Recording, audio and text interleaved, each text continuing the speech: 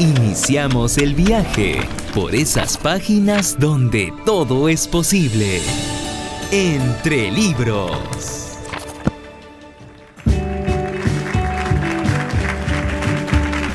¿Cómo están, amigos? Buenas noches. Como cada domingo les acompañamos aquí en el programa Entre Libros de Radio Nacional del Perú, donde nadie más llega.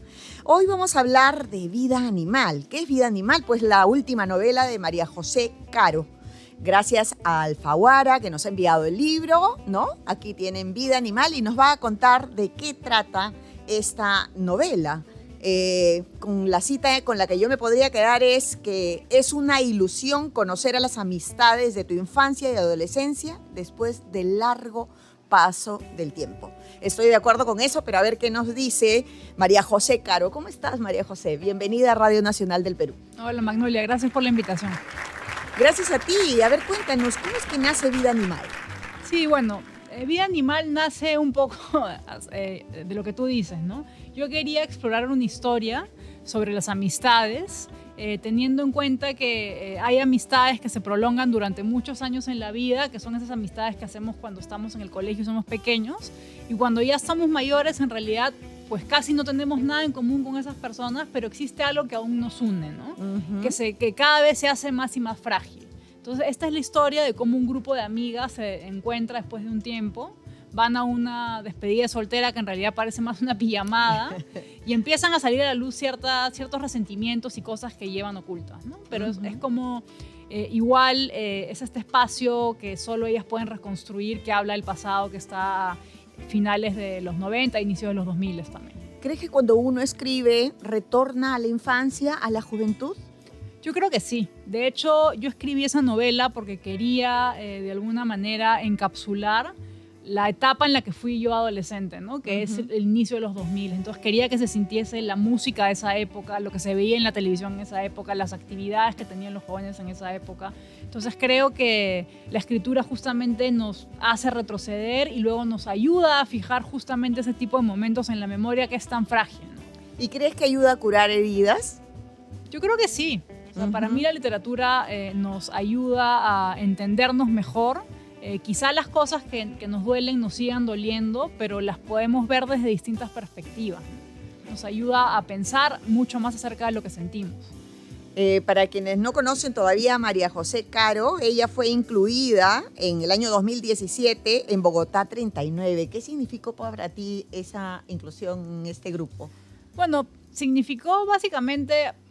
Lo que más rescato de esa experiencia es que pude conocer autoras que había leído y que jamás se me ocurrió que iba a conocer en persona, ¿no? Por ejemplo, Samantha Schweblin, uh-huh. Luego Mónica Ojeda, ¿no? Que en ese momento escribía sus primeras cosas, uh-huh. Autores que leía como Diego Zúñiga y tal, ¿no? Entonces me pareció interesante porque fue un espacio donde se pudo intercambiar mucho acerca del propio proceso creativo y cómo, si bien es cierto, somos de una misma generación, cada quien aborda temas distintos, ¿no? Y eso me pareció muy interesante también. Y ahora que hablas del proceso creativo, ¿cuál es tu proceso creativo? O sea, vamos a hablar de hecho de la vida, de Vida Animal, de esta novela, nos has dado un poco el adelanto, pero ¿qué significa para ti la escritura? ¿Cuál es el proceso que sigues? Sí, bueno, para mí yo soy una persona muy metódica. Uh-huh. Mi mamá siempre me dice que soy de hecho muy cuadriculada, yo uh-huh. hago todo con horarios, no soy muy metódica. Entonces hay un punto de quiebre en mi vida, que es un punto de quiebre muy importante, que es el nacimiento de mi hijo uh-huh. en plena pandemia, ¿no? Él nació en mayo del 2020. Entonces, hasta antes de eso, mi proceso de escritura era uno completamente distinto, ¿no? Yo me levantaba todas las mañanas y dedicaba las 2 primeras horas del día muy, muy tempranito a escribir. Escribía ya sea en mi casa o en un café cerca del trabajo y lo hacía siempre así. Uh-huh. Porque desde ese momento yo entiendo que para mí la escritura es algo necesario en lo cotidiano, ¿no? Uh-huh. Si es que no escribo, no me siento bien. Independientemente de que eso se vaya a volver un libro o lo que sea, ¿no?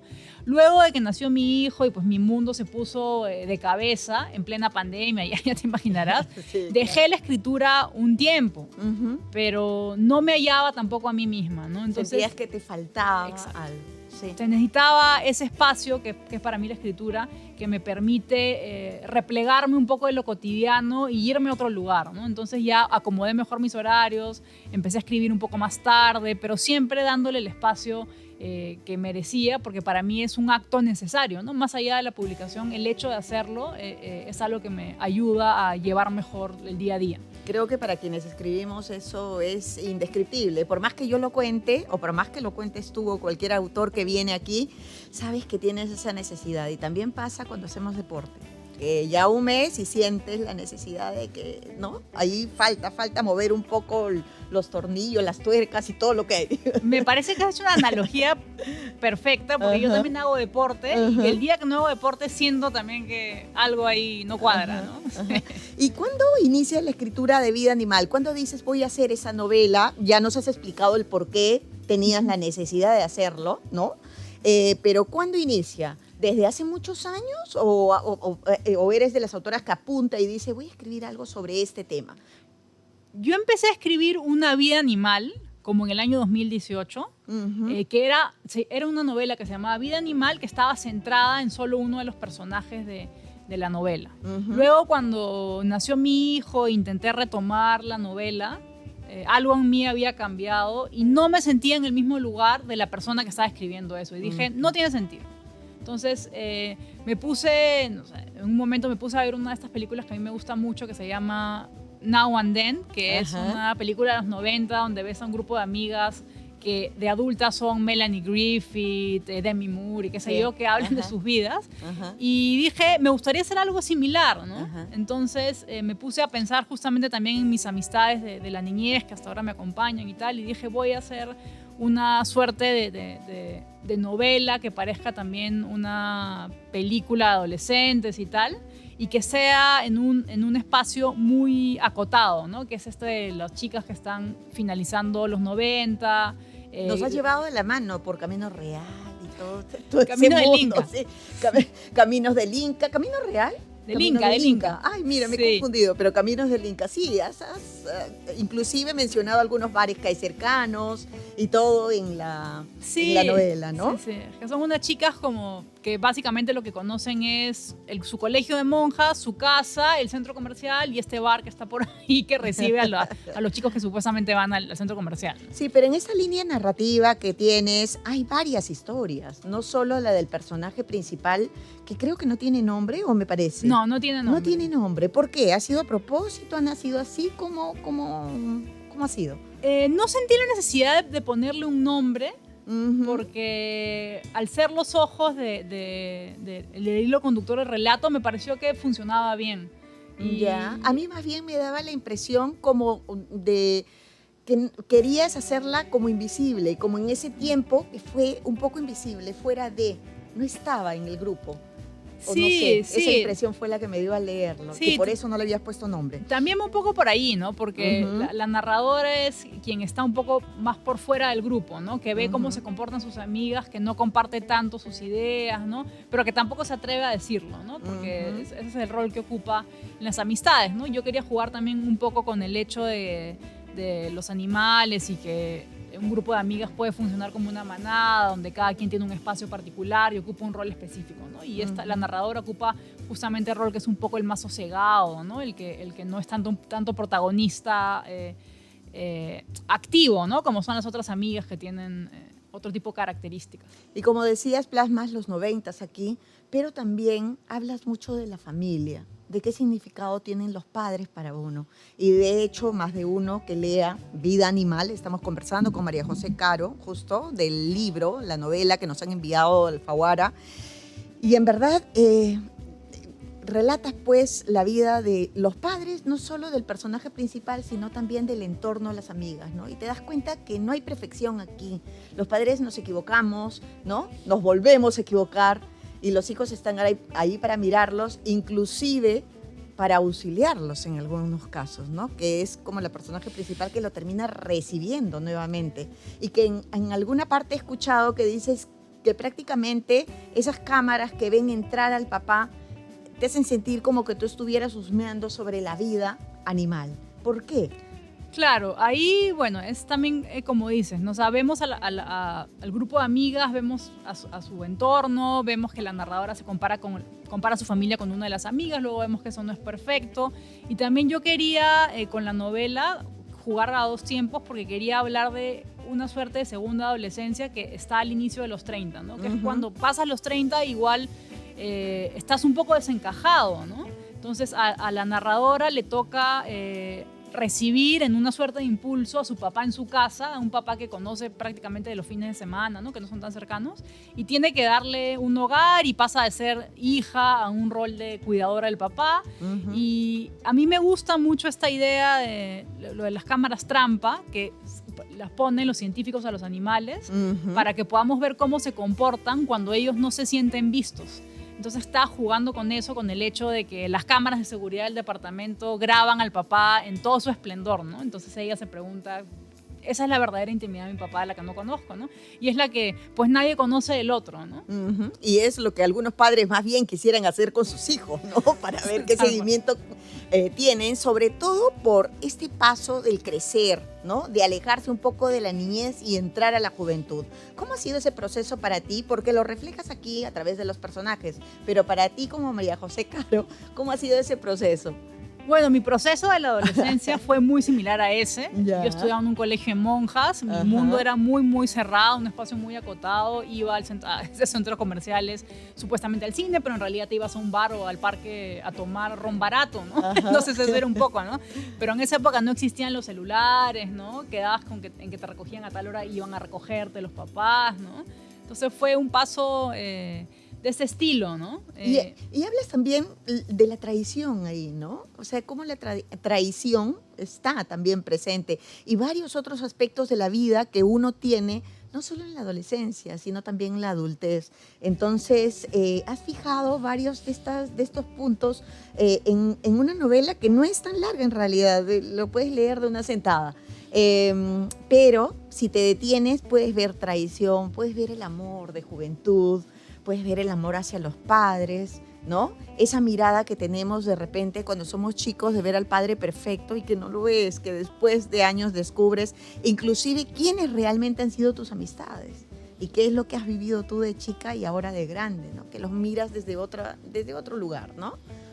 Que te abstraes un poco para mirarlos. Sí, total. Yo quería hacer varias reflexiones como con escenas muy concretas, ¿no? De hecho, la novela la organicé a partir de cada escena, cada capítulo como una escena, uno en el pasado y uno en el presente, y tratando de hilarlas, ¿no? Que eso también siempre es un trabajo aparte porque hay una complejidad en ese propio proceso, ¿no? Pero sí, yo quería pues que se muestren varias cosas de la amistad, ¿no? Estas pequeñas traiciones que en la adolescencia, en el caso de esas amigas, hace que haya un quiebre en el grupo, o el hecho de luego no poder ser fiel a la amistad cuando se es adulto, estar en espacios muy distintos, ¿no? Hay un momento en que una de las amigas, que es la que vive en España, dice, yo ya no las, ¿quiénes son ustedes? ¿No? O sea, hay una suerte de sinceridad ahí no nos conocemos, pero lo que nos une en realidad es el hecho de que hemos estado juntas de pequeñas y podemos reconstruir el pasado juntos. Y yo creo que eso es lo que pasa, ¿no? Nosotros, no sé, si es que vamos a una reunión de promoción o qué sé yo, siempre está esta idea de que uno cree conocer a alguien por quien fue de chico, ¿no? Y se hace una puesta en escena como si fuera el momento del colegio, y es un poco gracioso también, ¿no? Sí, la atmósfera está en clase media alta, ¿no? La gente se podrá dar cuenta que también los de media alta lloran, sufren traiciones y todas esas cosas que a veces se piensa que no necesariamente, ¿no? Entonces, en este libro se refleja eso, ¿no? A mí me gustaría mencionar la cita de la contratapa que dice: esa tarde nos sentimos invencibles y más unidas que nunca, sin saber que éramos pájaros volando juntos por última vez, antes de que llegue el invierno. Y es cierto, ¿no? Porque lo que se entiende en la novela prácticamente, o por lo menos esa ha sido mi lectura, es que no sabes si algún día te vas a volver a encontrar, que todo va a quedar ahí congelado en el tiempo, después de haber visto realmente lo que hay detrás de cada persona, ¿no? Sí, de hecho, el cierre de la novela también tiene como ese mensaje, ¿no? Un poco que se están están regresando del lugar al que han ido y bueno, ya no estamos aquí, ¿no? O sea, ya no ocupamos el lugar que ocupábamos, cuándo nos volveremos a ver, quiénes somos. Hay esas preguntas, ¿no? que surgen a partir de las cosas que ven en el propio encuentro, ¿no? ¿Los vínculos de la niñez crees que son necesarios para seguir viviendo? Yo creo que los vínculos de la niñez son como los vínculos que uno tiene, al menos con ciertas amistades, ¿no? Con la familia, ¿no? Que siempre están ahí a pesar de que podamos ser muy distintos. Pero que eso hace también que las personas nos pongamos muchas máscaras, paradójicamente, para poder interactuar con estas amistades, ¿no? Por ejemplo, hay temas que no se pueden tocar como política o qué sé yo, que uno ya sabe, pero es un vínculo de cariño que trasciende a eso, ¿no? La amistad a veces trasciende a eso y está esto de que cuando uno junta un grupo de amigos, ese viaje al pasado, cuando es entre varios, es otra cosa, ¿no? Vuelven códigos antiguos, recordamos mejor. Es como preservar nuestra propia vida también, ¿no? Nuestra propia memoria. Eres comunicadora social y de repente sí, los comunicadores, a los periodistas nos llama mucho la atención el tema de la escritura. ¿Cómo es que crees que hay una relación entre la comunicación social y la literatura? ¿Crees que hay alguna? ¿Por qué? Sí, bueno, yo estudié comunicación en realidad porque fui un poco dando tumbos, no sabía qué estudiar. Lo que sí sabía era que me gustaba mucho ver películas y series. Y al final, contar una historia en una película o en una serie es muy similar a lo que es la literatura, ¿no? Es una ficción en otra forma, ¿no? También me gustaba mucho la publicidad. Yo me especialicé en publicidad, aunque nunca trabajé en eso, porque la publicidad tiene también esto. La buena publicidad te engancha y te deja un mensaje y todo te lo hace muy rápido, ¿no? Entonces creo que el mensaje es lo que une ambas cosas, ¿no? En códigos distintos, pero que sí suele haber esta tendencia de que alguien que estudia comunicación también luego escriba cosas. Has publicado antes ya, ¿no? Has publicado la primaria, los volúmenes de relatos, la primaria 2012, que también me imagino tiene que ver con tus amistades de colegio, y ¿Qué tengo de malo? En 2017, y el libro de literatura infantil Corazón de Titanio 2019. Y la novela Perro de Ojos Negros en 2016. Entre todas esas novelas y libros de relatos, ¿cuál crees que es el que mayor te ha llenado o el que mayor ha fluido sin problema? Creo que cada libro ha sido distinto. Creo que los libros que tengo más cercanos en este momento es ¿Qué tengo de malo? Y este de aquí, porque han significado. ¿Qué tengo de malo? Es la historia de Macarena que en su niñez y en su adolescencia, y que son cuentos que funcionan como una novela también, pero que tenían que ver mucho con mi propia autobiografía también, ¿no? Ese libro y luego este libro que para mí creo que es un cierre de hablar de esos temas de la adolescencia y tal, ¿no? Creo que lo siguiente que escriba ya voy a irme por otras ramas. Ajá. Aquí en el epígrafe dice más amor, menos odio por siempre entre nosotras. Ya, eso era clásico de mi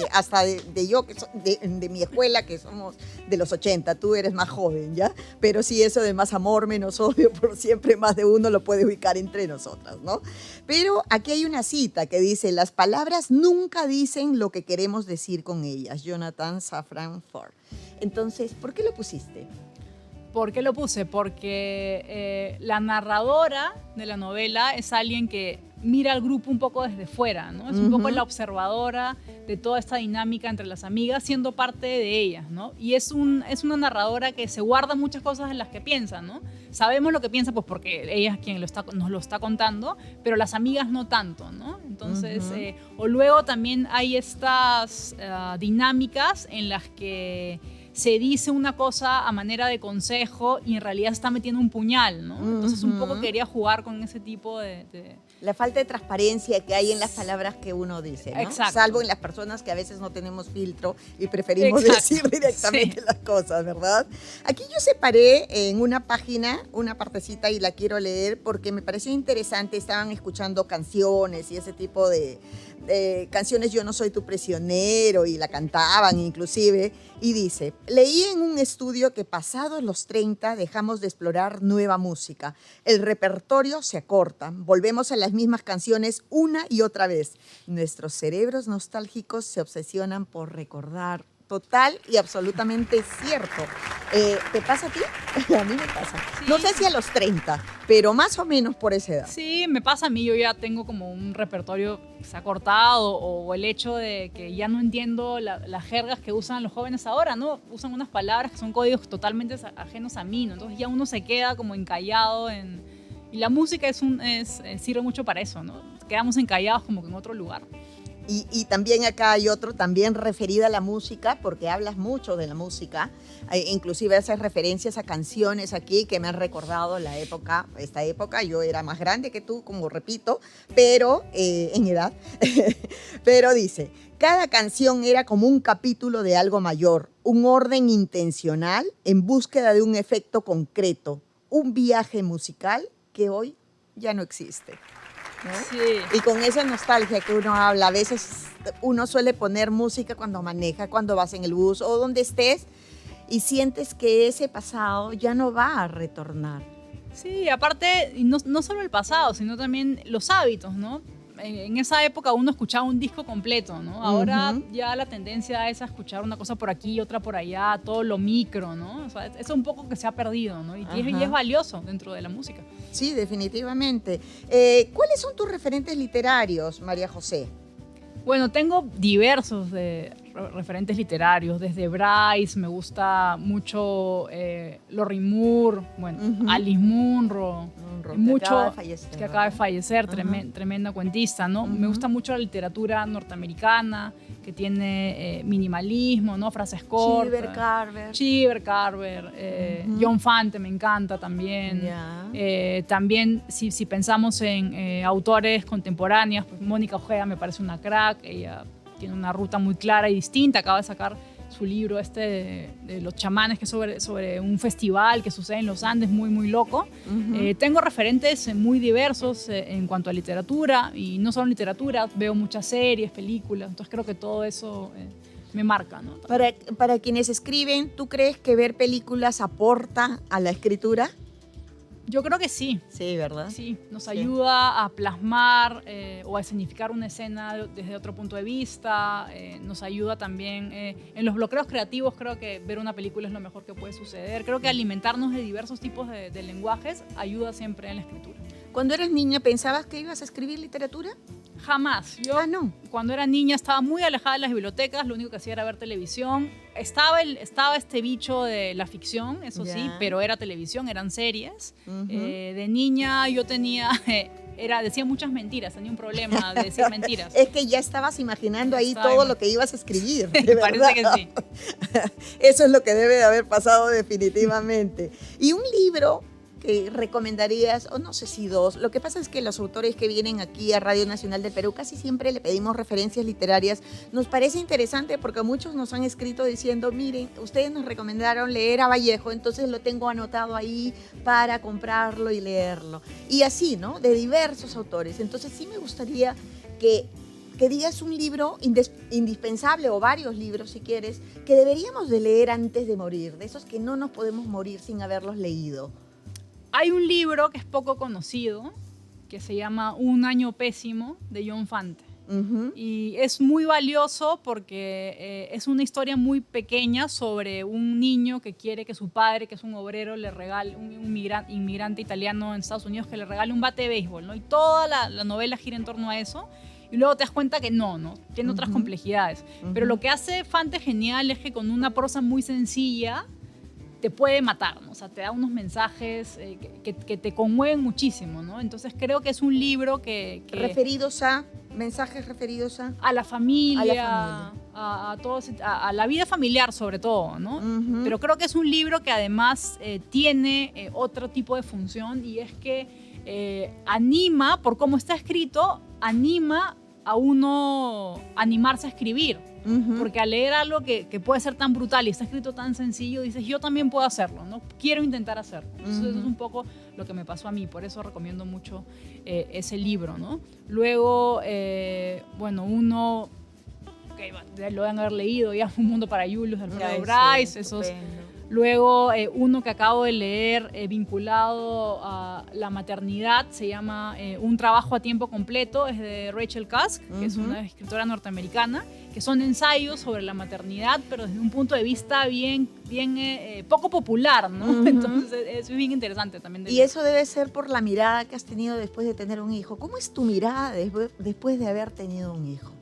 Bueno, cambia completamente, ¿no? Porque para empezar, el objeto de miedo, ¿no? O el miedo que tú puedes sentir, ahora lo sientes por otro. Todo el amor que puedes sentir ahora está en otro. Entonces, eso es algo alucinante, ¿no? O sea, es algo que, bueno, yo puedo estar aquí, pero siempre va a estar presente mi hijo, ¿no? Sí, claro. Y para la escritura, ¿cómo ha cambiado? Para un escritor, ¿cómo le cambia el tener un hijo en ese proceso? Porque también esto es un hijo, ¿no? Vives el nacimiento, es como si fuera el parto, o por lo menos para mí es así, ¿no? Entonces, no sé si para ti ha sido como tener hijos cuando has parido libros. Sí, en otro tipo es otra complejidad, ¿no? Ajá. Porque ya con un hijo, tratar de escribir con un hijo pequeño es pues ya búscate en qué momento, ¿no? Yo he escrito en los lugares que menos me hubiera imaginado porque tenía que encontrarme el espacio, ¿no? Pero creo que sí te cambia la mirada justamente porque cambian tus miedos y cambia la forma que tienes de ver las cosas, ¿no? También las prioridades. Entonces creo que eso también hace que puedas ver tu propia escritura desde un lugar, dar un paso hacia atrás y quizá no estar tan ensimismado en eso, ¿no? Porque hay otras cosas que pasan, ¿no? Sí, hacer equilibrio, ¿no? Exacto. Buscar el equilibrio. Buscar el ¿no? equilibrio. Y encontrarlo. Y además, por ejemplo, hay muchas madres que estudian maestrías y ese tipo de cosas. Entonces, yo misma me acuerdo que había nacido mi hijita y me la ponía acá y hacía mis tareas. Y entonces, más o menos es lo que debe haber ocurrido contigo para poder terminar la novela, ¿verdad? Claro. Y además con otra mirada, no como cuando inició, ¿verdad? Tenía otra mirada definitivamente. Bueno, María José, ha sido un gusto de verdad conversar contigo, de que nos vengas a contar esto, de cuando uno rememora un poco la etapa escolar y cómo cambia la gente a través de los años y que uno quiere encontrar pues en ellos lo mismo y no, para nada. Uno va creciendo, va dejando esa juventud, esa adolescencia y nos convertimos en adultos. Este es Vida Animal de María José Caro, gracias a Alfaguara que nos ha enviado el libro y bueno, vayan a comprarlo porque está muy buena esta novela. Y como siempre les decimos, vamos a ir a la pausa, pero retornamos con Registros Atávicos de Diandra García. Es poesía, así que quédense ahí, no se muevan. Gracias.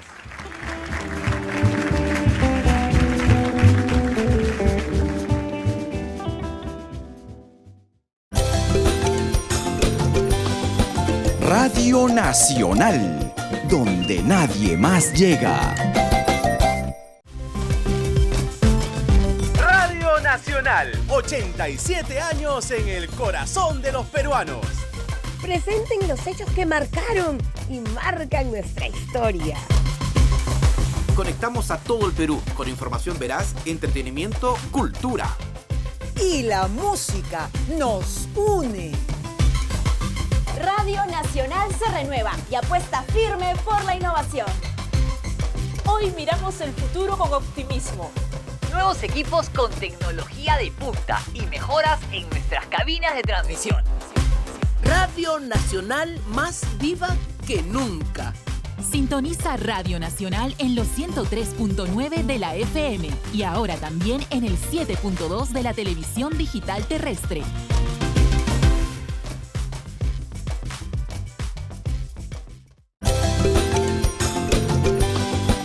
Radio Nacional, donde nadie más llega.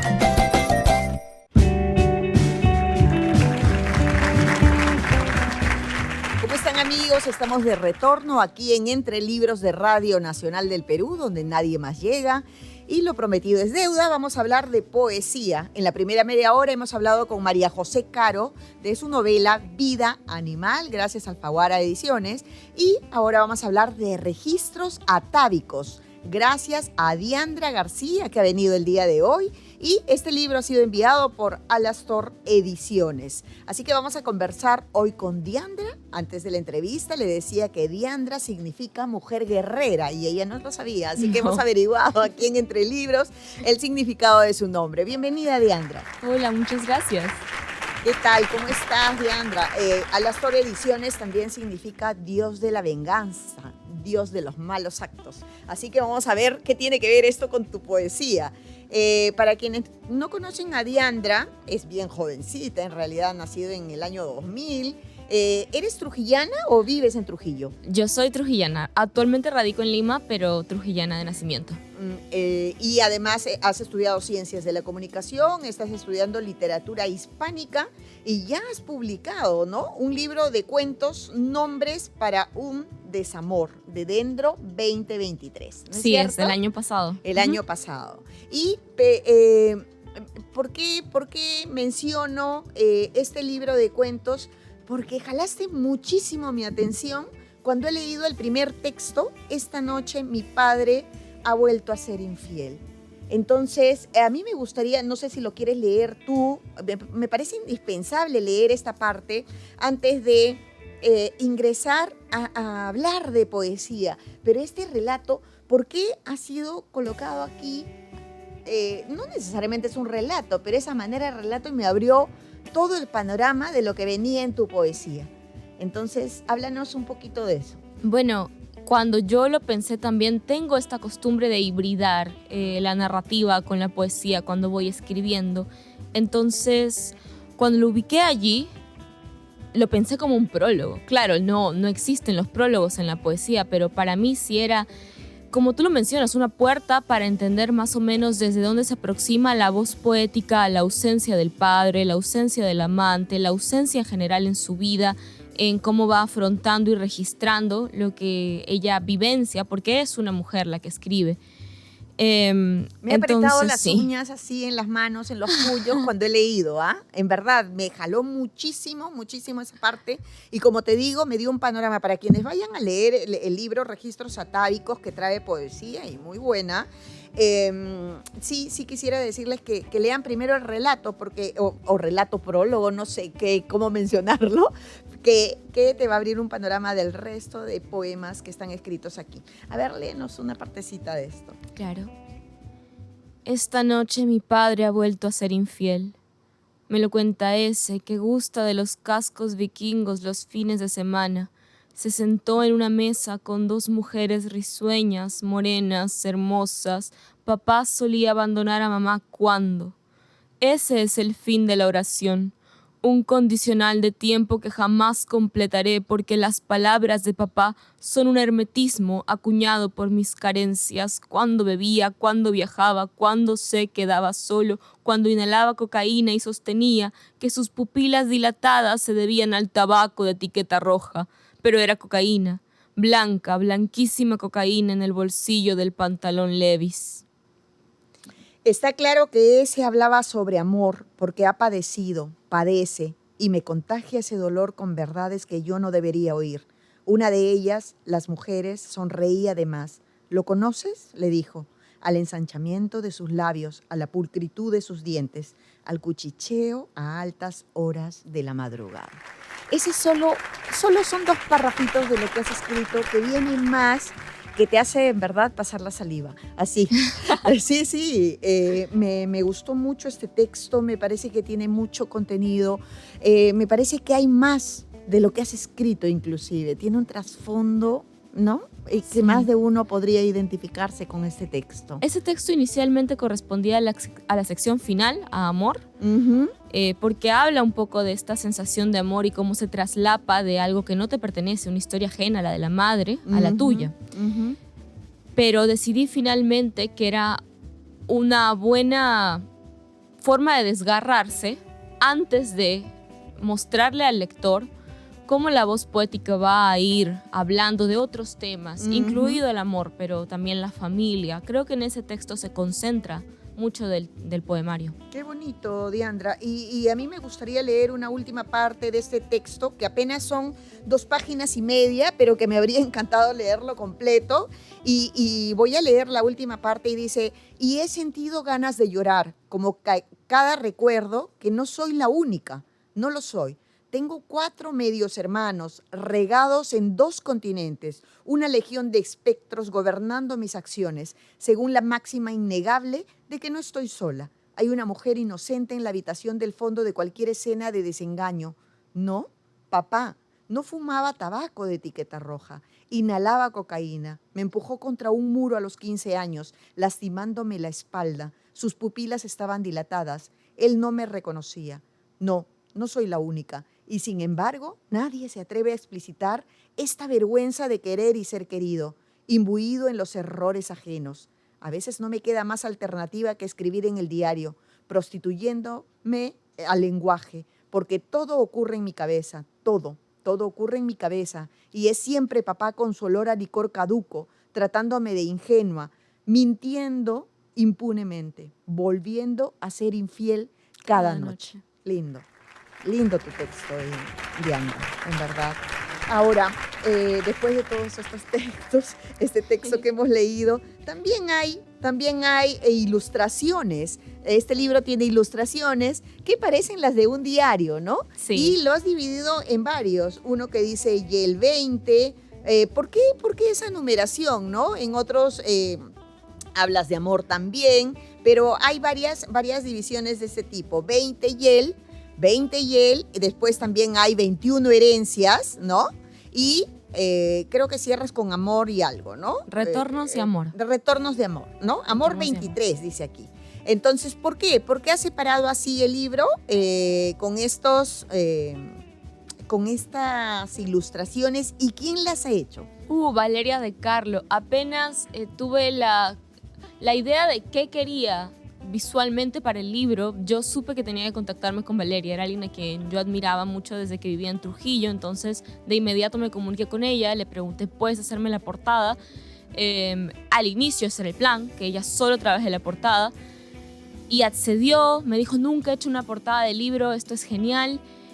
Y me envió además ciertas ilustraciones que yo pregunté, ¿puedo ubicarlas como, digamos, como apertura de cada sección del libro? Uh-huh. Y ella me dijo, claro, me encantaría, puedes usarlas, y por eso es que están allí acompañando lo que son una suerte de, digamos, una concatenación de años que no se atreven a llamarse años, entonces no se dicen como 2020, 2021, sino 2021, de manera que uno no se fija tanto en la concepción lineal del tiempo, sino más bien en el hecho de que esta voz poética va creciendo, desde el 20 hasta el 23. Hasta el 23, ok.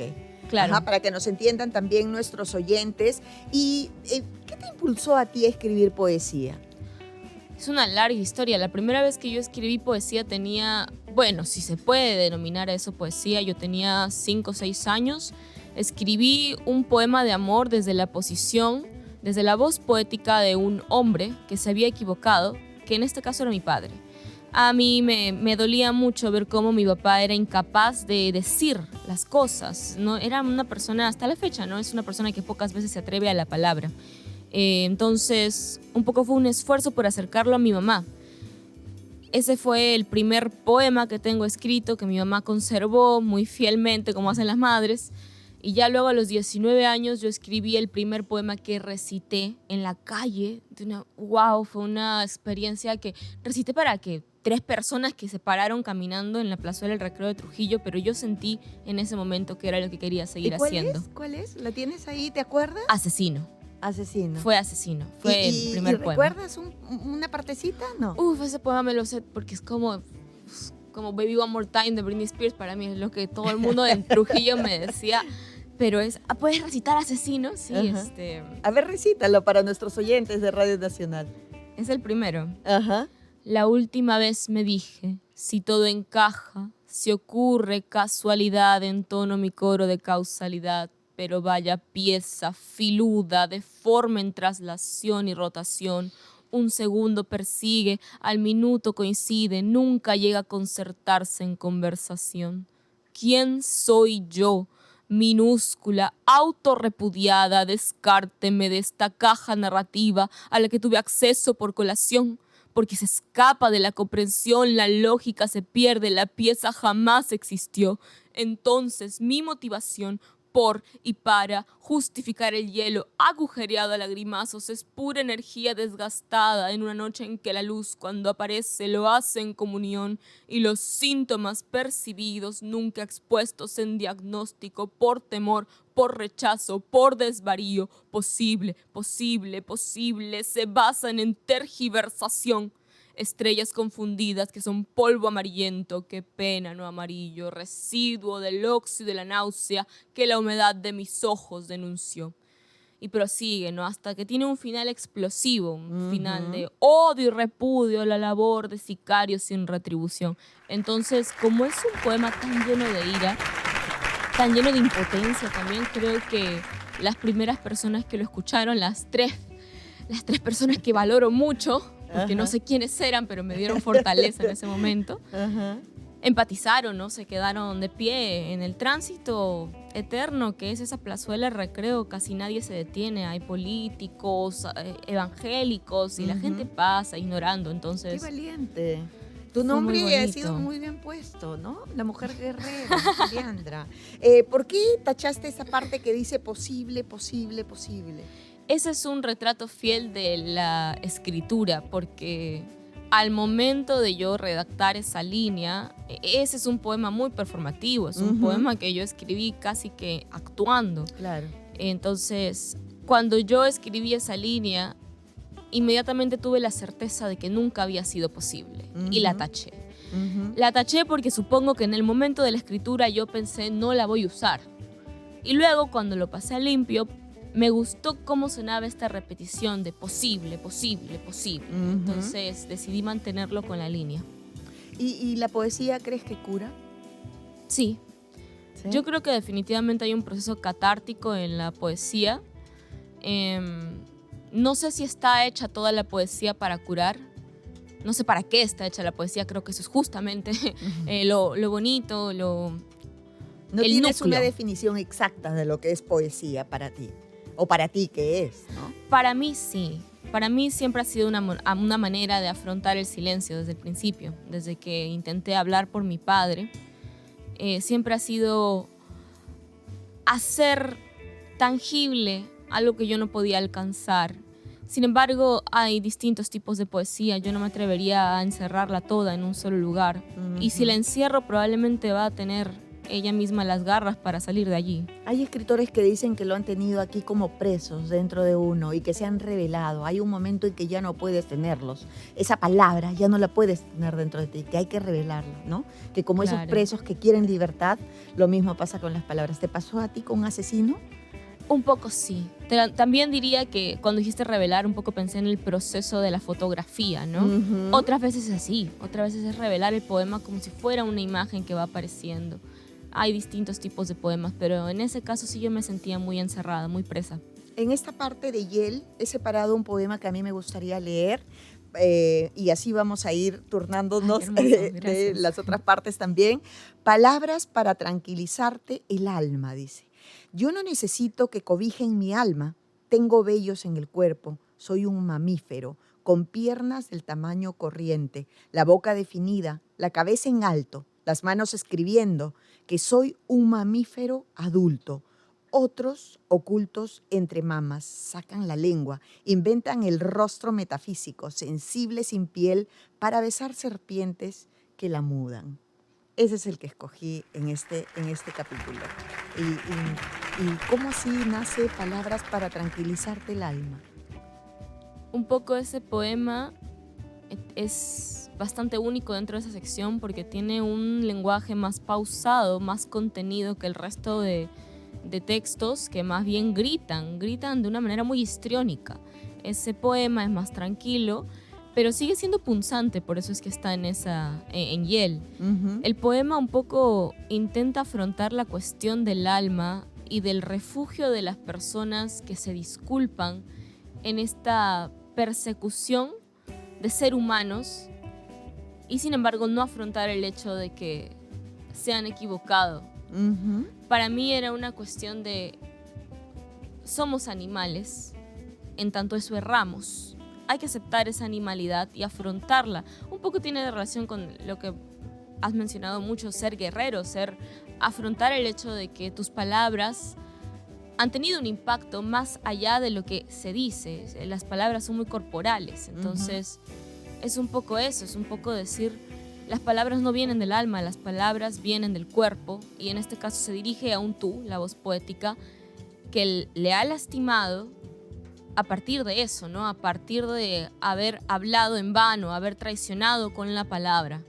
Como si las palabras fueran un puñal. Esa voz poética se hace cargo de eso y está claro, esa sátira de la maternidad, ¿no? Te estás refugiando en alguien que te consuele. Pues yo te doy mi perdón, consuélate con este perdón y sigue besando serpientes que cambian de piel. Una cosa bonito, así. Bonito. Y además una explicación bien específica sobre el punto.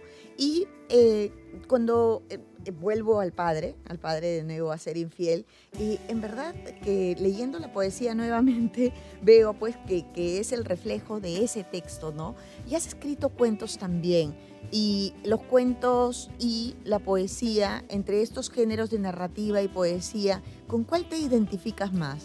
Uf, qué difícil, la verdad no lo sé, voy transgrediendo. La última vez que leí un cuento en una feria de editoriales, un señor se me acercó al final y me hizo una crítica que a mí me pareció un halago, pero el señor lo dijo como tratando de indicarme, no, o sea, sigue otro camino. Me dijo, has leído tu cuento como si fuera poesía. Para mí eso fue un cumplido, ¿no? Yo me sentí feliz, pero el señor me decía, no mucho adjetivo. Me citó a un poeta, a Huidobro, me dijo el adjetivo, cuando no recuerdo la palabra exacta, pero si no, mata. Como diciéndome, quítale las flores, ¿no? Pero es no, que aquí para 2 mí no. más 2, 2 más 2 no es 4, pues, no es como la matemática. Para ¿no? mí no sé Así la que... verdad. Ambas formas me gustan mucho, usualmente trato de que cuando escribo poesía tenga una suerte de narratividad, y en la narrativa también he tenido que romper ciertos cuentos, por ejemplo, han tenido que partirse a la mitad y convertirse un poco en poesía. No podría elegir uno, supongo que escribo más poesía, pero hay algo en la narrativa que siempre me jala. Que también, sí, claro, en el texto del padre parece un relato, el del inicio, ¿no? Sí. Con muchas piezas del rompecabezas que todavía nos gustaría llenar, en verdad, más de uno a leerlo lo va a hacer. En la parte 21, herencias, ¿no? He separado también alguna poesía, pero me gustaría que leas algo de herencia que a ti te llene bastante de la poesía que has escrito. Yo he separado Exilio, que es el que más me gusta, pero tú podrías leer otro y yo leo Exilio, ¿te parece? Claro. Mi poema preferido de herencias es Tengo de mujer, que es un poema que dedico a mi madre. Es un poco sobre afrontar la adultez, y más que nada la adultez desde la posición subjetiva de una mujer. Mami, quiero ir a casa, sentir los dedos de papá acariciando mi cabeza, cerrar los ojos, olvidarme de mis uñas rojas en la almohada, no entender la presión en las paredes de mi cráneo como la más quebrantadora ausencia de sueño, no someterme a la obligación de hacerme humana, dormir, reposar mi cansancio y mi debilidad sobre un poema maldito escrito en la cocina. Ayer, cuando diluviaba, tú en la barca de tus memorias me pediste que extienda la mano y viva. Eres una mujer, repetías conmovida. Mami, desearía que la niñez perdurara en mis labios atropellados de leche. Esta mañana un ancla me trae a tierra, gotas sobre la ventana de un clima seco. No quisiera pensar, pero sí traer la respuesta. Mami, soy mujer y solo tengo más preguntas. Bravo. Y aquí yo tengo otra. Y antes de leer Exilio, habías dicho que esta persona que estuvo en la presentación o en la feria del libro te había dicho que por qué el cuento lo habías leído como poesía. ¿Por qué la poesía se lee así, con ese tono con el que tú acabas de leer? Bueno, para mí el poema se hace también de la forma en que se recita. Para mí el componente oral es importantísimo en el poema. Entonces, a mi poeta preferida, Idea Vilariño, uruguaya, tenía esta idea, que trabaja en un libro, sobre que el poema es una masa sonora, se construye con el sonido. Entonces, No sé si todos los poemas se deban recitar con una cierta tonada, pero sí creo que mucho del significado y mucho del impacto de las palabras está en el sonido que ocasionan, en digamos, esas ondas que se transmiten del uno al otro. Eso también es la fortaleza del teatro, ¿no? Por ¿Es eso como nos la golpea. música? En parte sí, es como la música. En parte sí. Un poco más... Yo lo siento más corporal, y lo malo es que también la música tiene esta facultad de no necesariamente hacerse entender. Y eso es genial. A veces el poema se hace entender. Otras veces no, otras veces te golpea. Sí, como la música. Ajá. No necesariamente tienes que descifrarlo, ¿verdad? Claro, no necesariamente.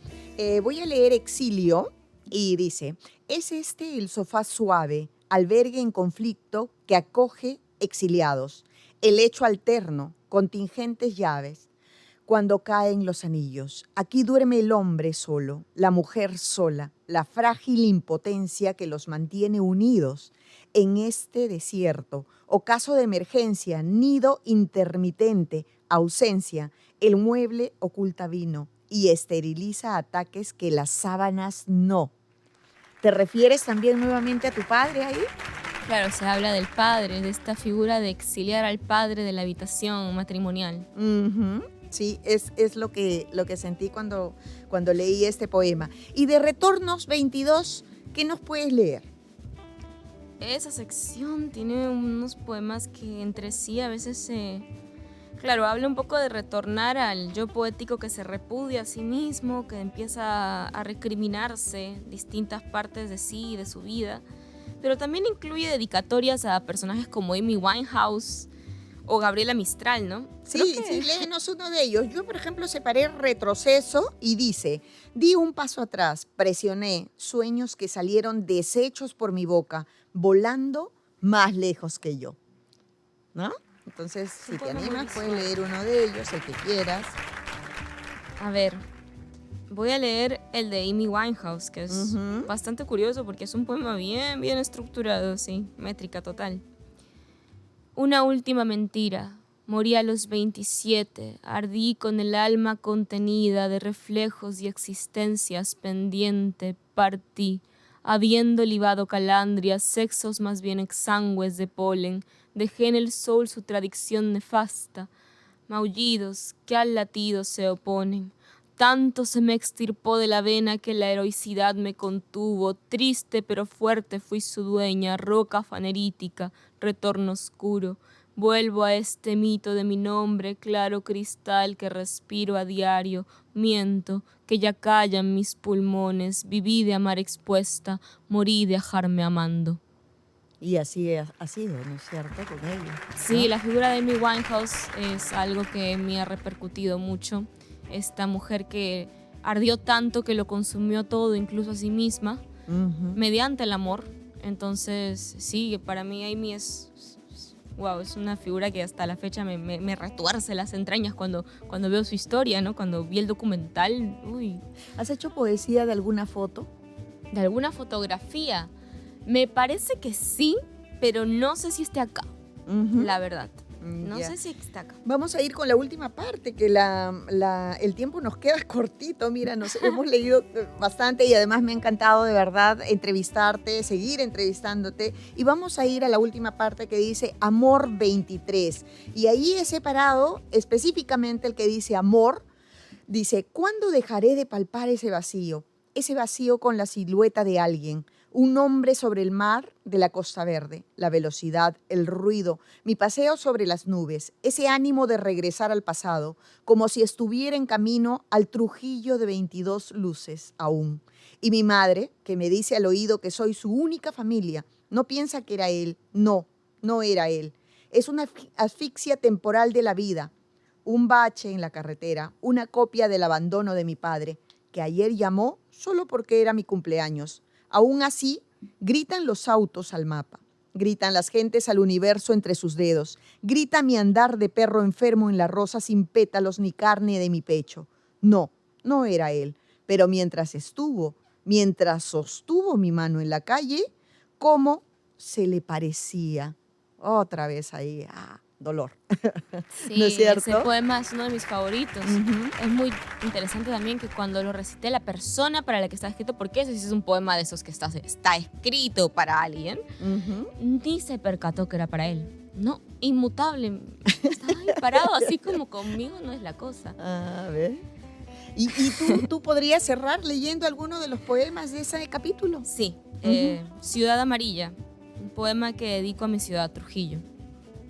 Recuerdo las luces como un sonido raspo, interrupción al movimiento, luz para frenar la calle y se detengan los niños en pleno juego, en pleno matagente, detenerse para evitar cruces en nombres que han muerto ya. La caminata ardua del hombre anciano entre su hogar musical, colegio en modelaje y alterna vida, abuelo peregrino, de transitoriedad eterna, incluso independiente, ofensiva para el automóvil que repite su emergencia amarilla, repite, rememora, vuelve a espetar, esa reflexión del hielo en la estatua, ese ángel de linterna sugerente, esa orquesta de linajes dulces que vuelven a brillar esta tarde.